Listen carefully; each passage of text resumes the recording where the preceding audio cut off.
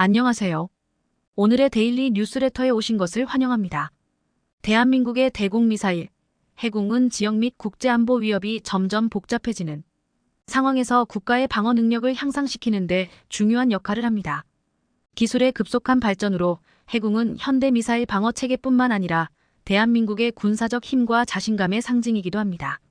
해공은 원격 및 근거리 비행체를 감지하고 파괴하는 능력을 갖도록 설계되었습니다. 이 능력 덕분에 우주와 해양에서의 원하지 않는 위협에 신속하고 효과적으로 대응할 수 있습니다.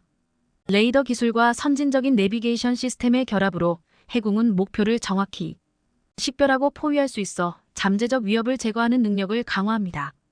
또한 해공은 원격 조종 제어 시스템과 대한민국의 국방 네트워크와 상호 작용하는 기술과 통합되어 다양한 공중방위 체계 간의 협력과 조정 능력을 강화합니다. 이는 작전 활동의 효율성을 최적화하고 모든 상황에서 해공의 유연성과 신뢰성을 향상시킵니다. 해공의 역할을 더 자세히 이해해 보겠습니다. 날아오는 적대함 미사일 등을 격추할 수 있는 국산 해공 요격 미사일의 세부 영상이 공개되며 화제를 모으고 있습니다. 현재 북한이 수면 위를 낮게 스치듯이 비행할 수 있는 신형 함대함 미사일을 배치하고 있고 중국, 러시아, 일본 등 주변국들이 신형 초음속 대함 미사일들을 증강하고 있어 해공 같은 함대공 요격 미사일의 중요성이 커지고 있는 상황입니다. 국방기술 품질원은 최근 국산 함대공 요격 미사일 해공의 첫 품질 인증 사격 시험 발사 및 요격 성공 영상을 상세히 공개했습니다. 실제 품질 인증 사격은 지난 2021년 12월 이뤄졌지만 기품원은 최근에야 세부 영상을 공개한 것입니다. 품질 인증 사격은 미사일 등이 실전 배치된 뒤 제대로 작동하는지 실제로 미사일을 발사해 확인하는 것입니다. 앞서 기품원은 두 발의 해공 미사일을 시험 발사해 모두 표적에 명중하는 데 성공했는데요. 영상에서 해공은 해군 신형 호위함 대구함에서 수직으로 발사된 직후 90도로 방향을 틀어 낮게 날아오고 있는 표적에 명중했습니다. 영상을 본 일부 네티즌들은 발사 직후 수직으로 꺾어져 요격하는 모습이 놀랍다는 반응을 보였습니다. 해공은 적 고기동 대함미사일을 요격하기 위해 측 추력기를 활용한 급속한 방향 전환이 가능합니다. 측 추력기는 천궁이 국산 요격 미사일 등에도 장착돼 있으며 러시아 기술을 활용한 것으로 알려져 있습니다. 수년 전 러시아의 이스칸데르 K 순항 미사일이 발사 직후 90도로 급격한 방향 전환을 한 뒤 비행하는 영상이 공개돼 온라인에서 화제가 됐었습니다. 해공은 2011년부터 2018년까지 1,617억 원을 투입해 국방과학연구소 ADD과 LIGNX1 등이 개발했습니다. 음속의 2배에 달하는 속도로 최대 20km 떨어진 적 항공기나 대함 순항미사일 등을 격추할 수 있는데요. 해공은 2021년부터 대구함과 마라도함 등에 배치됐으며 신형 호위함, 차기 한국형 구축함 KDDX 등에 2036년까지 7,500억 원의 예산이 투입돼 배치될 예정입니다. 길이 3.08m로 한 발당 가격은 10억가량입니다. 함정에 한국형 수직 발사기 KVLS에 4발씩 탑재됩니다. 해공은 음속 이하 속도의 아음속 대함미사일은 물론 마하이급의 초음속 대함미사일도 요격할 수 있는 것으로 알려져 있습니다. 해공이 초음속 대함미사일까지 요격할 수 있는 것은 이중 탐색기 등 정밀한 유도장치 덕분이다. 해공은 무선 주파수 RF, 연령상 IIR 탐색기가 함께 장착돼 있습니다. RF 탐색기는 미사일 앞부분, IIR 탐색기는 미사일 앞쪽 측면에 부착돼 있습니다. 특히 밀리미터파 레이더 센서 기술을 활용해 적 미사일 탄두부를 근거리에서 정확히 식별, 직접 요격 히트-킬도 가능하게 하는 것으로 알려져 있습니다. 그런데 최근 대함 유도탄 방어 유도탄 해군과 수중 유도무기 중어레이 범상어의 2차 양산이 본격 시작된다는 소식이 나왔습니다. 방위사업청은 지난 2일 해군 및 범상어 2차 양산을 위한 통합 착수회의를 진행했다고 7일 밝혔습니다. 방사청은 작년 12월 LIGNX1과 해공 3,508억 원, 범상어 3,198억 원 등 총 6,700여 원 규모의 2차 양산 계약을 각각 체결했으며 오는 2027년까지 사업을 완료한다는 계획입니다. 해공은 함정을 위협하는 대함 유도탄과 항공기를 요격하는 함정방어 유도무기로서 미국 레이시온으로부터 도입해 운용 중이던 RAM을 대체하기 위해 2018년 국내 개발을 완료했습니다. 또 범상어는 원거리에서 적 함정을 공격하는 수중 유도무기로서 2019년 국내 개발에 성공한 무기체계입니다. 범상어는 기존 중어뢰보다 속도 탐지 능력 및 사거리 등이 향상됐습니다. 두 무기 체계는 작년까지 1차 양산이 진행됐고 품질 인증 사격 시험 및 야전 운용 시험을 거쳐 최초 전력화를 완료했습니다. 해군은 앞으로 2차 양산을 통해 해군 호위함 구축함 등에 순차적으로 탑재되며 함정 생존성과 직결되는 근접 방어 능력을 강화할 것으로 기대가 되고 있습니다. 범상어는 해군 잠수함 장보고 23에 탑재될 예정입니다. 군 당국은 이를 통해 적 잠수함 수상함에 대한 원거리 공격 능력이 향상될 것으로 보고 있습니다. 박민규 방사청 유도무기 사업부장은 국내 기술로 개발한 유도무기를 적기에 생산에 전력화함으로써 우리 해군의 첨단 전력 증강에 기여하고 높은 국산화율을 바탕으로 해외 수출과 연계될 수 있도록 최선을 다하겠다고 밝혔습니다. 해군 전문 매체인 네이버 뉴스 네이버 누즈에서도 이 소식에 크게 기사를 내며 주목했습니다. 이렇게 해군과 범상어의 본격 2차 양산이 시작된 가운데 특히 최근 해군의 사격 시험 장면이 이례적으로 공개돼 이목을 끌고 있습니다. 보동 시범 사격 장면은 외부에 공개되지 않는데 이번에 방사청이 공개한 영상에 많은 사람들이 놀랐는데요. 오늘은 최근 공개된 해군의 놀라운 시범 사격 장면을 전달드리며 해군이란 무기에 대해 자세히 소개해드리겠습니다. 지난 2021년 12월에 국방과학연구소 안흥시험장과 인근 해역에서 실시된 해군 품질인증 사격시험 성공 장면이 이번에 방사청을 통해 최초로 영상이 공개되었습니다. 품질인증 사격은 성능이 연구개발 단계를 지나 양산품에서도 동일하게 성능이 나오는지 테스트하는 시험으로 해군 미사일이 대량 양산으로 가는 직전 단계로 볼 수 있습니다. 당시 발사 시험은 해군에 배치된 대구급 차기호 위함에서 실제로 발사가 진행됐으며 1차, 2차 모두 성공했는데요. 적 항공기를 요격하는 미사일 해궁이 드디어 위용을 드러내게 된 순간이었습니다. 동시에 국내 개발 유도무기의 신뢰성이 한층 더 높아지며 해군 함정의 기본적인 방어무기로 활용될 수 있는 근거가 마련됐습니다. 실제로 당시 해군의 실사격 모습을 직접 본 방사청, 국방과학연구소 관계자를 비롯해 국내 방산업체들은 국내 독자 기술로 개발한 해군의 우수한 품질을 검증해낸 것입니다. 이 영상에 많은 사람들의 칭찬과 응원의 댓글이 이어졌습니다. 이름도 멋있는 해군. 격추 장면을 보니 신기할 따름입니다. 진짜 시원시원하게 명중시킨의 목표물을 향하는 포물선이 너무 아름다움. 30여 년 전 고속정 탔던 수병으로서 감회가 새롭고 해군과 방사청 관계자 여러분 자랑스럽습니다. 해군 개발 관계자들께 박수를 보냅니다. 개발에 힘써주신 모든 분들께 진심으로 감사드립니다. 진정한 애국자들이십니다. 자랑스럽습니다. 해공이도 개발 중이라는데 LSAM 해상형을 비롯해 모두 성공적으로 전력화하기를 바랍니다. 이와 같이 해공은 대함유도탄과 항공기 공격으로부터 아군 함정을 지키기 위한 방어용 유도무기로 대한민국 해군에서 운용 중인 RIM-116RAMROL LING F레임 미설을 대체하기 위해 개발됐는데요. 과거 우리 해군은 함대공 미사일을 전적으로 미국에 의존하며 레이시온사의 SM-2 스탠다드, RIM-7C 스페로, RIM-116램을 각종 함정에서 운용했었습니다.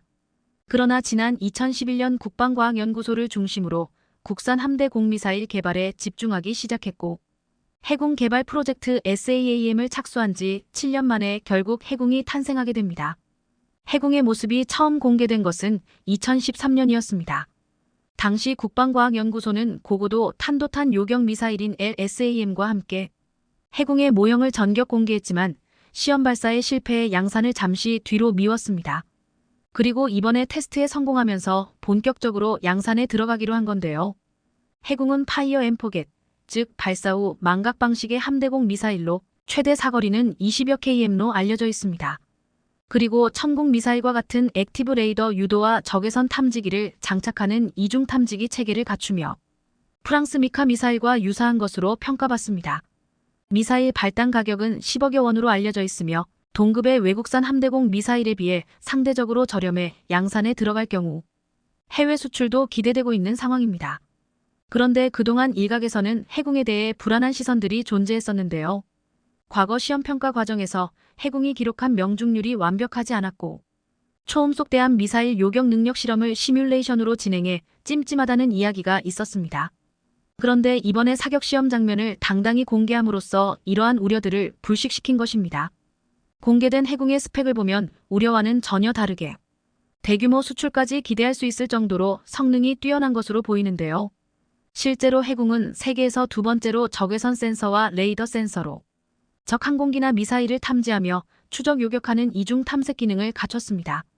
즉 다변하는 해상 환경에서 효과적인 운용이 가능하도록 만든 겁니다. 해군은 크기도 작아 수직 발사관 하나에 4발이 탑재되며 특히 수직 발사 방식을 채택해 함정의 기동 상황과 표적 위치와는 무관하게 전방위 발사가 가능하다는 게 장점입니다. 이 밖에도 필요시적 함정까지 대응할 수 있도록 개발돼 유사 무기체계 대비 방어 능력이 향상된 대공유도 무기로 평가받고 있습니다. 이와 더불어 우리 군은 마하3급의 초음속 대함미사일 개발에도 전격 성공하면서 해군과 CIWS-2로 더욱 강력한 방어력을 갖추게 될 것으로 보입니다. LSAM으로 장거리 대공방어를 하고 해군과 한국형 CIWS-2로 중간 단계와 종말 단계 방어망을 구성해 초음속 미사일에 대한 요격 시험이 가능해졌기 때문입니다.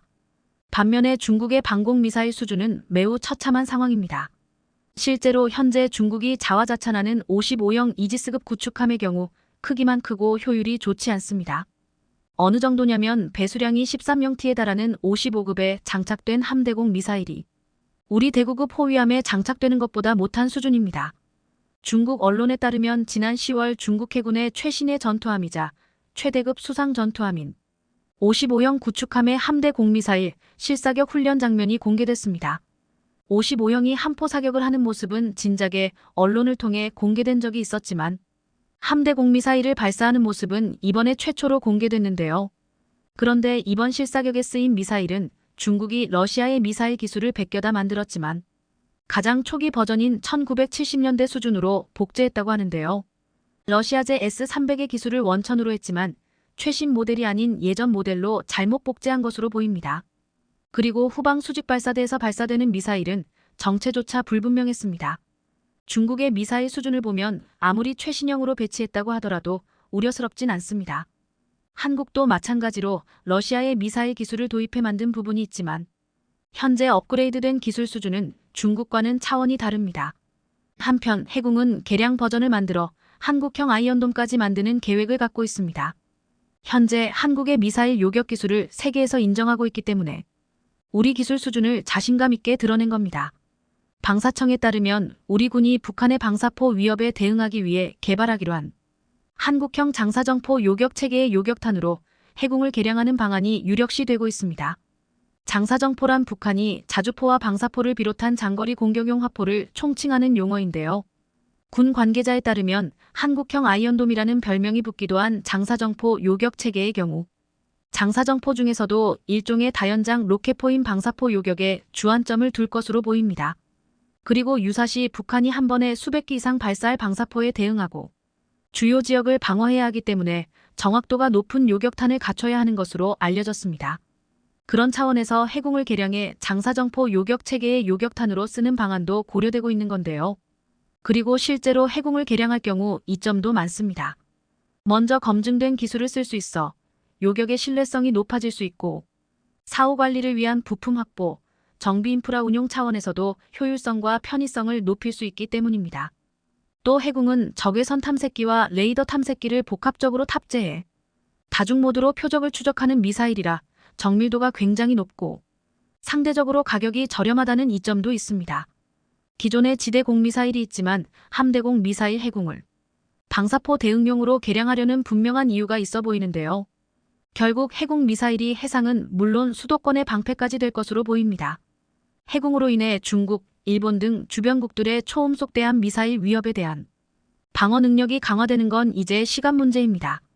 앞으로도 대한민국 최초의 함정 방어 유도무기 해궁의 본격적인 활약을 관심 있게 지켜보겠습니다. 이스라엘과 팔레스타인 무장정파 하마스의 일시 휴전이 끝나면서 전쟁의 불안감이 다시 고조되고 있는 가운데 사실 중동 전쟁은 역사적으로 이러한 긴장 상황이 지속될 수밖에 없는데요. 때문에 중동 시장은 방산 블루오션으로 떠오르고 있으며 이러한 점은 전 세계 방산업계에서 이름을 날리고 있는 한국에게는 대오제가 되고 있는 상황입니다. 실제로 지난달 13일 마무리된 중동 최대 전시회인 두바이 에어쇼에선 국산 기동헬기 수리온과 소형 무장헬기 LAH가 고난도 기동을 선보이며 중동 현지 방산 관계자들로부터 열띤 환호를 받기도 했습니다. 현재까지 사우디아라비아 UAE에서 강한 수출 청신호가 나오고 있어 중동 지역이 제2의 방산 대박 시장이 될 가능성이 커지고 있다는데 자세히 알아보겠습니다. 지금 전 세계 시선은 중동에 쏠려 있다고 해도 무방합니다. 팔레스타인 무장정파 하마스의 이스라엘 기습으로 발발한 전쟁이 계속 이어지면서 중동 지역의 위기감이 고조되고 있는 상황이지만 사실 양측의 충돌은 끝없이 이어져 왔습니다. 아니 거의 매년 벌어지는 충돌 스토리에 세계가 이미 익숙한 상황입니다. 그 이유는 중동이 다양하고 복잡하기 때문인데 실제로 민족과 종교, 종파가 서로 달라 국가 간 이해관계나 진위를 파악하기 어려울 정도입니다. 때문에 우리는 중동을 석유와 천연가스로 막대한 오일 달러가 넘치는 곳으로 국익에 중요하다고 인식하고 있지만 한편으로는 배타적 태도를 취하고 있기도 합니다. 하지만 앞으로는 중동을 새로움이 꿈틀대는 지역으로 바라볼 필요가 있는데요. 현재 아랍에미리트와 사우디아라비아는 보수적인 이슬람 체제에서 벗어나기 위해 파격적인 개혁을 추진하며 중동에 자극을 주고 있으며 방산 분야에서도 기회가 많이 엿보이기 때문입니다. 특히나 사우디는 국방 예산 규모가 세계 3위에 이를 정도로 막대하고 전 세계 거의 모든 첨단 무기를 휩쓸어 수입하는 엄청난 큰손입니다. 그런데 정말 믿기지 않겠지만 사우디는 낙후된 예멘 후티 반군을 상대로 9년씩이나 고전하고 있는데요. 오히려 예멘 후티 반군에 연전연패하며 사우디 국경에서 밀고 올라오지 못하게 방어를 하고 있는 상황으로 알려져 충격을 주고 있습니다. 사실 현재 사우디는 27만 명에 달하는 대부분 병력을 용병에 의존하고 있는데 파키스탄, 아프리카, 수단 등 사우디 주변 극빈국에서 넘어온 용병들이 국방을 담당하고 있습니다. 이런 기이한 일이 벌어진 건 1938년 사우디의 석유가 발견된 이래로 세계 최대 산유국으로 군림하면서 국민들이 국방에 무관심하게 됐기 때문입니다. 군사력 강화를 위해 징병제 실시를 수차례 검토했지만 모두 국민들의 엄청난 반발로 번번이 실패하고 말았고 결국 용병들에게 병력을 의지할 수밖에 없게 된 겁니다. 이런 이유로 인해 2019년에는 예멘 후티 반군이 사우디군 2,000여 명을 포로로 잡았다며 동영상을 공개해 국제적 망신을 당하기도 했는데요. 이뿐 아니라 전투 도중 장갑차가 후진하다가 아군 차량을 들이받거나 값비싼 에이브럼스 전차를 적진도 제대로 탐지해보지 않고 돌진하다 한꺼번에 10대 이상 잃은 경우도 있습니다.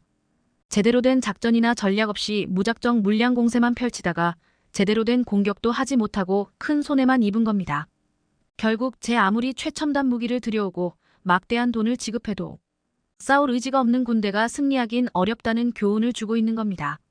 사우디 정부도 오합지졸 군대를 어떻게든 개혁해보려 노력하고 있지만 쉽지 않은 상황이라 그래서 한국을 선택한 건데요. 실제로 지난달 중순 사우디가 갑자기 포병을 동원해 예멘의 북부 사다 지역을 먼저 폭격하는 이전과 아주 다른 상황이 펼쳐졌습니다. 현지 매체에 따르면 사우디군은 이날 아침 대구경 포탄 수십여 발을 발사해 사다 일대를 집중 포격한 것으로 전해졌습니다. 예멘 북부의 교통 요충지인 사다 지역은 오랫동안 계속된 사우디와 전투로 후티 반군 주력 부대가 대거 주둔하고 있는 곳으로 후티 지상군은 물론 항공 전력과 미사일 부대도 사우디를 공격하기 위해 이 일대에 배치된 상태입니다. 과거와 같으면 예멘의 기습이 언제 있을까 전전긍긍하기만 했던 사우디였을 텐데 뜬금없이 선 공격을 퍼부으면서 평소와 다른 모습을 보인 겁니다. 그런데 알고 보니 사우디가 이번에 예멘을 포격할 때 사용한 무기는 다름 아닌 한국의 다연장 로켓 천무였는데요. 사우디는 그동안 후티 반군을 공격할 때 전투기 공습을 선호했지만 이번 공격은 공군이 아니라 포병이 수행했고 국경에서 40km 이상 떨어진 지역을 타격했습니다. 사우디 포병이 보유한 무기 가운데 이런 공격을 할 수 있는 건 천무입니다. 그동안 예멘 내전에서 이란 정부가 지원한 후티 반군과 전투를 벌였던 사우디는 지난 4월부터 평화 협상에 돌입했었지만 이스라엘 팔레스타인 전쟁이 발발한 이후 협상이 틀어져 버렸습니다. 이렇듯 중동 지역 내 전쟁이 더 가속화 가운데 사우디의 선택이 천무였다는 사실에 주목할 필요가 있습니다. 실제로 비밀리에 1조 원 규모의 천무를 수입해 부대에 배치한 사우디는 후티와 평화 협상을 시작한 4월 예멘 국경에 있는 K239 부대를 처음 일반에 공개했습니다. 사우디가 수입한 천무는 사거리 45km 무유도탄인 230 로켓과 사거리 80km 유도탄인 239 로켓 두 종류로 알려졌습니다. 그리고 사실 이번에 천무가 없었더라면 사우디는 예멘 후티 반군의 미사일에 폭격당하는 일이 불 보듯 뻔했으며 자칫하면 몰살당했을 수도 있었던 상황입니다. 실제로 후티 반군은 이번에 포탄 수십 발을 얻어맞고도 사우디의 별다른 반응을 보이지 않았고 실제로 대용 사격도 하지 못했습니다. 특히나 최근 후티 반군이 이스라엘을 치기 위해 사우디 국경에 집결했지만 사우디가 국경을 열지 않고 버티며 대치하고 있는 중인데요.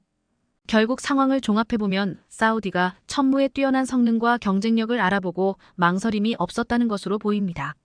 그것도 그럴 것이 천무 실사격을 직접 본 전 세계 방산업계 관계자들은 한결같이 모두 다 감탄하며 입이 떡 벌어졌었는데요.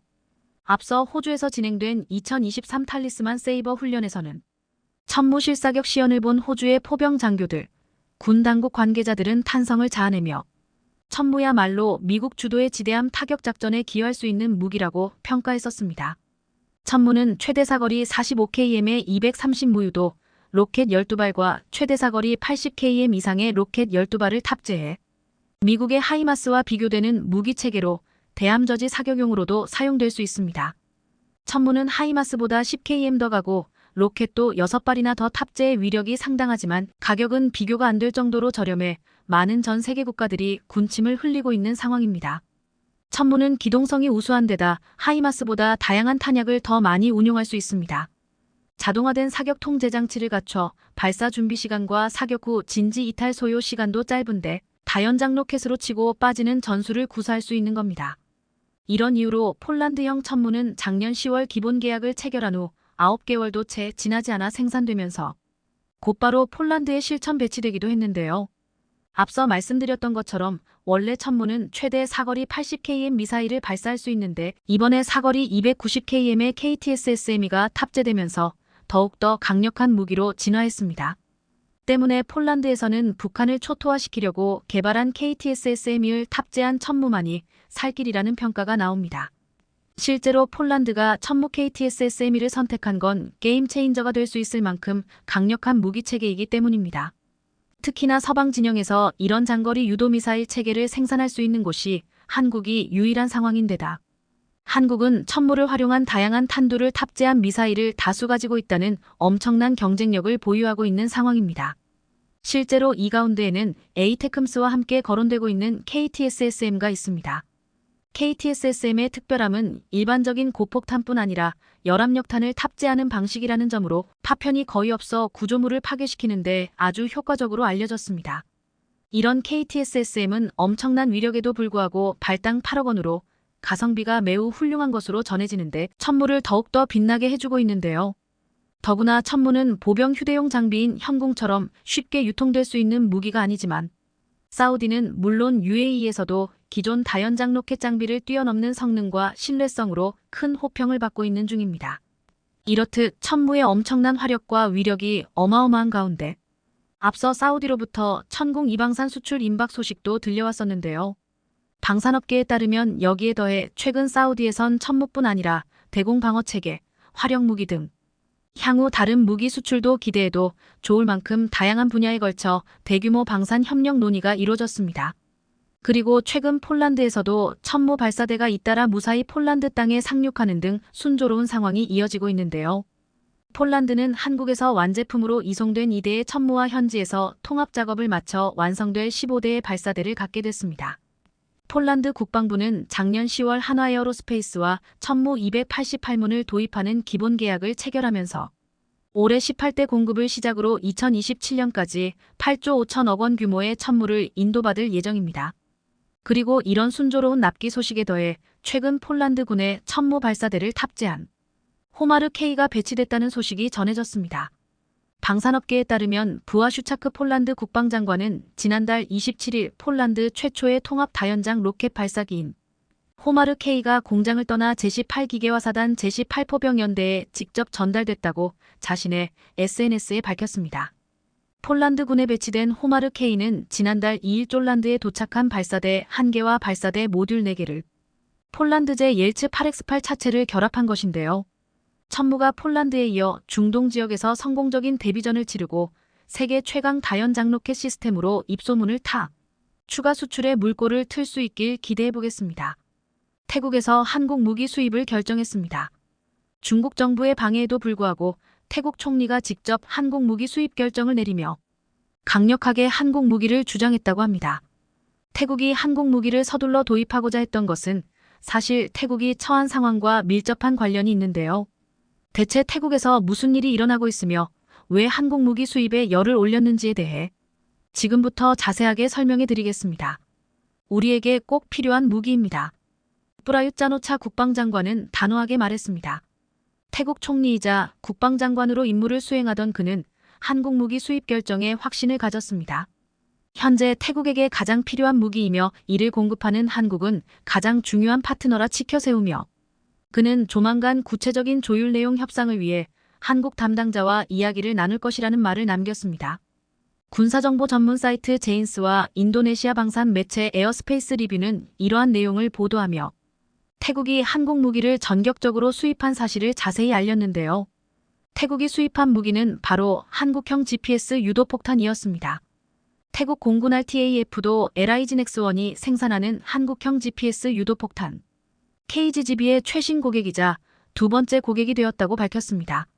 2018년 사우디아라비아가 KGGB를 수입한 이래로 태국이 수입을 전격적으로 진행한 것이죠.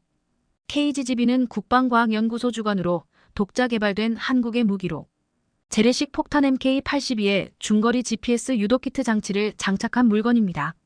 KGGB를 이용하면 엄폐물에 숨어있는 적도 GPS를 이용해 탐지, 효율적으로 적을 공격할 수 있게 됩니다. 다른 말로 스마트 폭탄이라는 별명이 붙어 있는데요.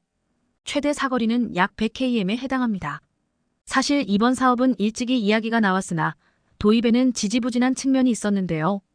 과거 태국이 한국 T-50 고등훈련기를 구매했을 당시 태국 공군은 T-50 성능 개량 사업은 물론이고 2차 호위함 사업 그리고 KGGB에 대해서도 깊은 관심을 표현했습니다. 주변 국가인 중국이 계속해서 군비를 늘려가고 있고 최신형 전투기를 계속 개발하는 등 주변국을 위협하는 마당에 태국도 이를 대비해야 한다는 마음이 있었던 것이죠.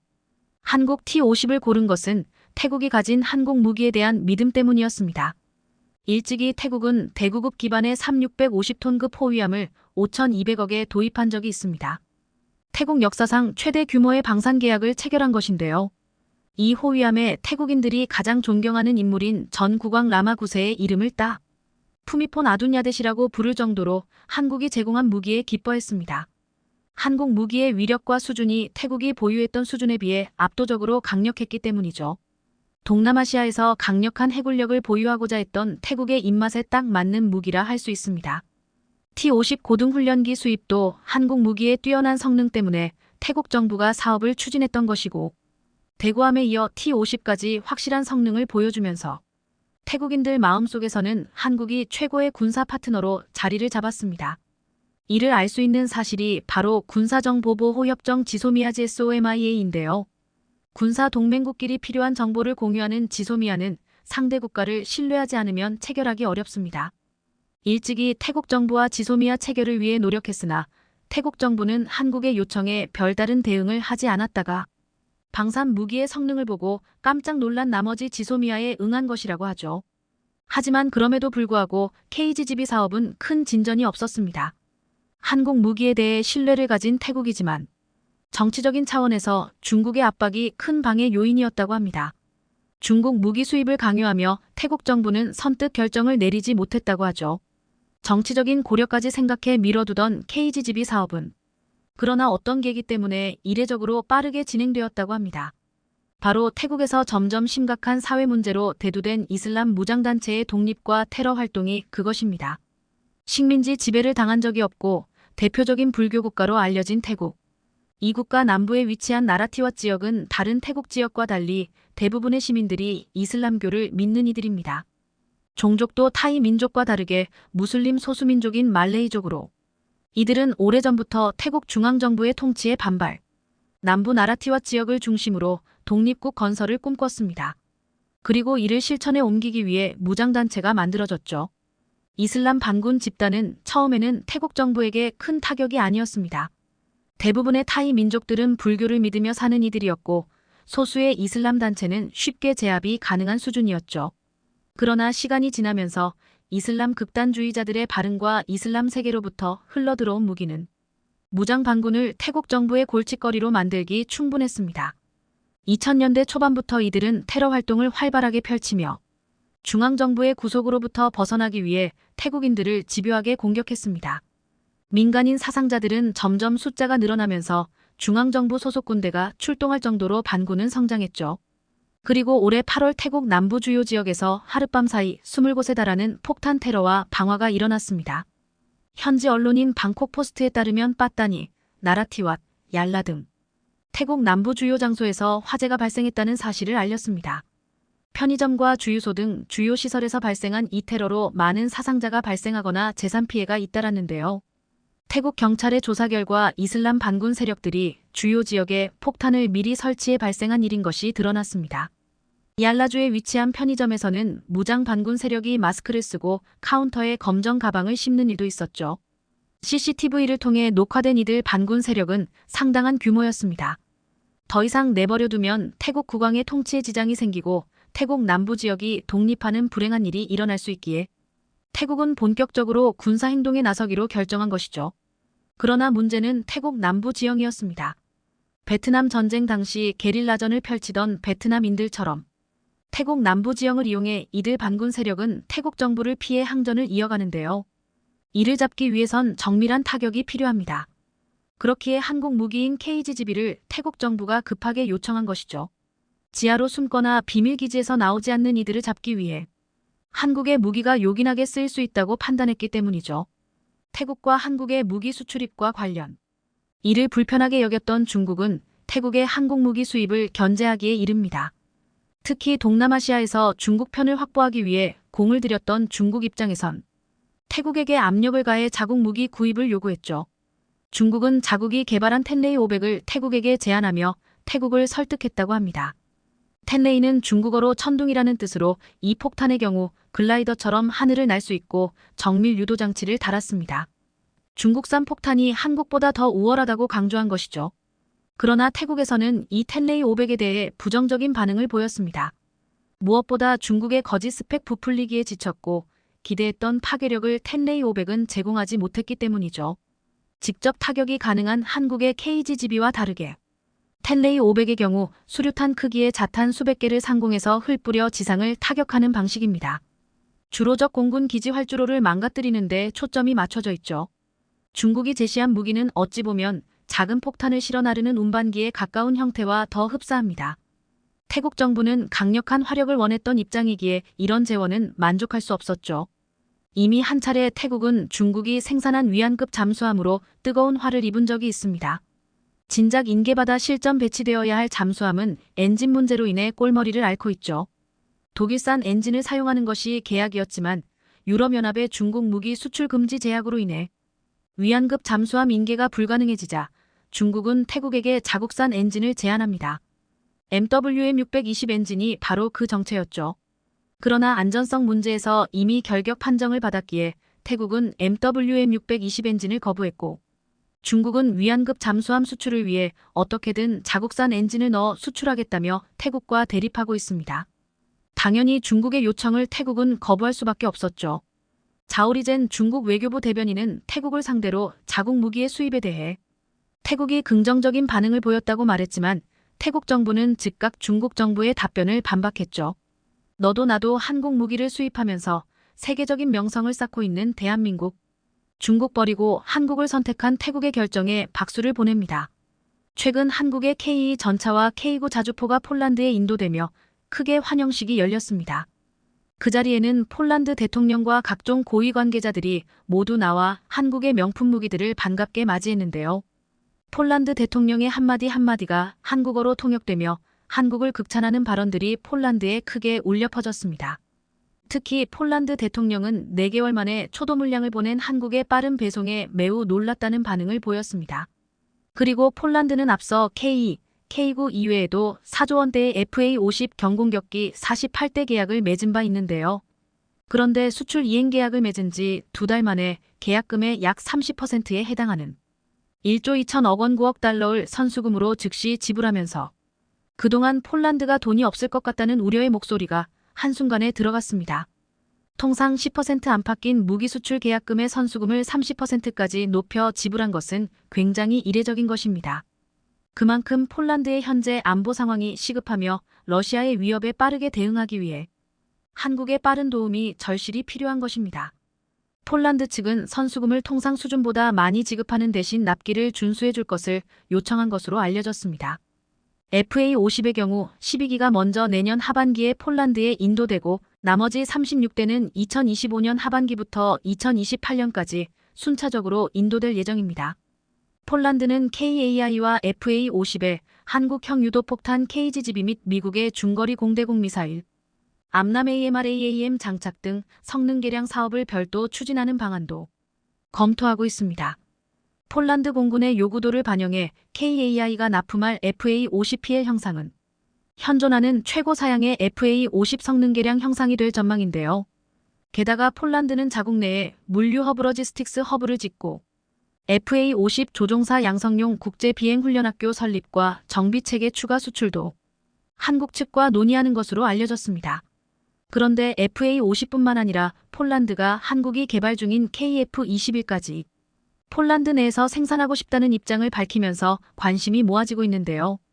그래서 이미 FA50 도입 계약을 체결한 폴란드가 KF21을 추가 도입할 것이란 기대가 커졌다는 평가가 나오고 있습니다.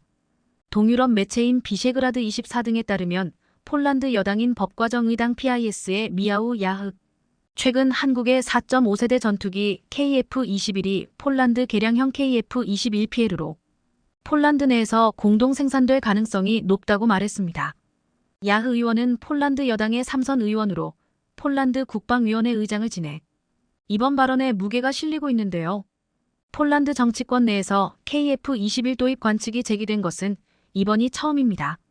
이와 관련해 KF21 제작사인 KAI는 아직까진 회사와 협의된 내용이 아니다라고 밝혔지만 폴란드의 현재 태도와 입장으로 봤을 때 충분히 가능한 시나리오입니다. 그런데 폴란드 정치권뿐만 아니라 폴란드 국영 방산업체까지 나서면서 실제로 KF21 공장이 폴란드에 생길 가능성이 높아지고 있습니다. 폴란드 최대 국영 방산업체인 PGG 흐바웻 회장도 KF21 프로젝트에 참여할 수 있으면 기쁠 것이라며 한국 측이 KF21과 같은 새로운 세대 전투기 연구개발 사업에 폴란드가 일정 부분 책임을 맡도록 한다면 영광일 것이라고 말했습니다. 현재 인도네시아 KF21 사업에서 후순위로 밀리자 이렇게 폴란드에서 대신 사업 참여에 적극적으로 나서고 있는데요. 폴란드 측 고위 인사가 한국 언론과의 인터뷰에서 KF21 사업 참여 의향을 공식적으로 밝힌 것은 처음입니다. 게다가 흐바웻 회장은 KF21 생산 라인을 폴란드에 세운다면 EU의 일원으로 우리 인접국에 강하게 판매를 제한할 수 있을 것이라며 자신감까지 드러냈는데요. 이에 일부 군사 전문가들은 폴란드가 KF21 일부 수량을 주문하고 옵셋절 충교역으로 일부를 현지 생산하는 한국판 FMS 대외 군사 판매로 사업을 추진하는 것도 하나의 방안이 될 수 있을 것이라고 말했습니다. 지난 7월 초도 비행에 성공한 KF21 사업은 인도네시아와 공동 개발 형태로 진행 중이지만 인도네시아가 개발 분담금을 거의 지불하지 않아 논란이 일고 있는 상태입니다. PGG는 31개 방산업체를 산하에 두고 있으며 국내 업체들과 이번에 폴란드 수출이 결정된 무기들의 현지 생산 문제를 협상 중인데요. 폴란드 국방부 고위 관계자도 미국 독일제 대신 한국제 무기 대량 도입을 결정한 배경에 대해 유례없는 신속한 공급 조달 속도와 기술 이전에 적극적이었던 점 등을 꼽았습니다. 이번에 K9의 로켓 배송을 보고 감격의 눈물을 흘릴 정도였는데요. 부족한 전력을 수개월 내에서 제공할 수 있는 나라는 한국뿐이었다는 것입니다. 이참에 목리를 부리고 있는 인도네시아를 제외하고 폴란드로 갈아타는 게 베스트인 것 같은데요. 그런데 한국은 생산과 공급 속도만 빠른 게 아니고 무기 자체만으로도 세계 수출 시장에서 경쟁력을 갖추고 있습니다. 한국이 개발한 한국형 전투기 KF21 보라매의 기술적인 우수성은 시험비행 조종사들 사이에서도 이슈인데요.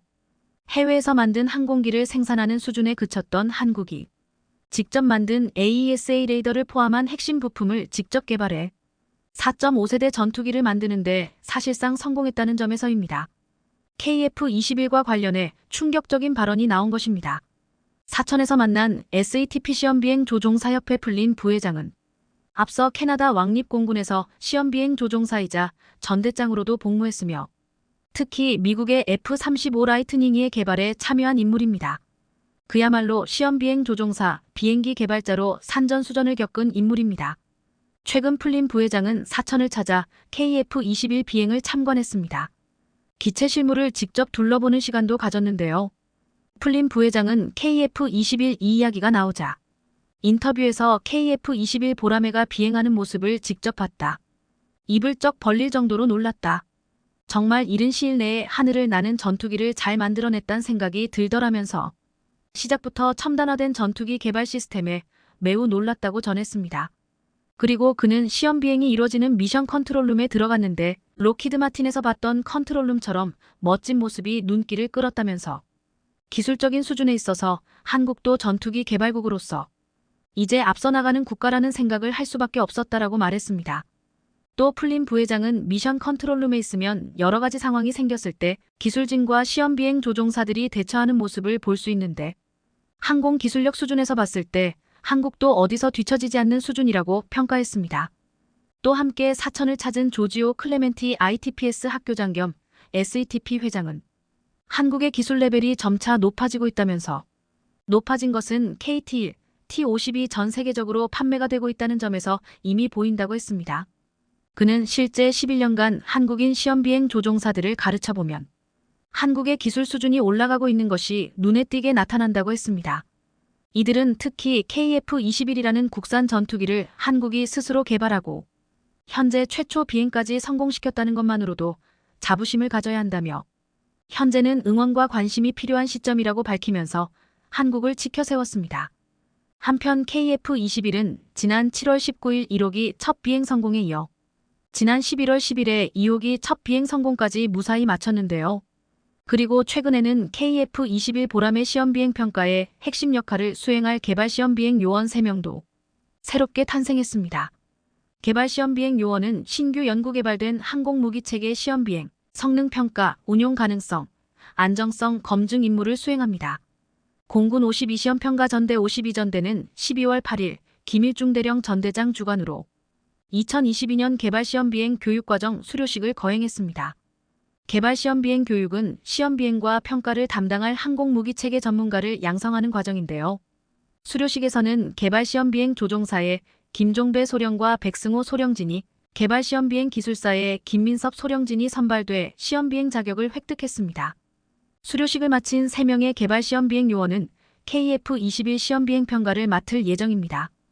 이들은 48주 동안 330여 시간의 이론 교육과 120여 소티의 비행 훈련을 거쳐 시험비행 계획부터 자료 획득 분석, 시험비행 기법 등을 교육받았습니다. 모든 교육과정을 이수한 개발시험비행 조종사는 직접적인 시험비행을 담당하게 되는데요. 그리고 개발시험비행 기술사는 시험비행 계획, 자료 획득, 분석 업무와 함께 시험 통제관 테스트 컨덕터를 맡습니다. 특히 이들은 지난달 미 공군 시험비행학교 USAF-TPS에서 처음 접하는 항공기를 시험비행하고 항공기 성능 안정성을 분석하는 등 개발시험비행 요원으로서의 역량과 전문성을 검증받았습니다. 개발시험비행 조종사 김소령은 미래 전장을 주도할 KF-21 개발에 일조하고자 개발시험비행 요원에 지원했다며 우리 공군이 최상의 전투력을 발휘할 수 있도록 대한민국 시험비행 분야 발전에 이바지하고 싶다고 각오를 밝혔습니다. 이처럼 KF-21 개발과 비행으로 한국은 세계 8번째 초음속 전투기 개발 국가로 거듭났습니다. 앞으로 남은 시험비행과 평가가 잘 끝나 빠르게 전력화되어 자주 국방과 방산 수출에도 힘을 보태길 기대해보겠습니다.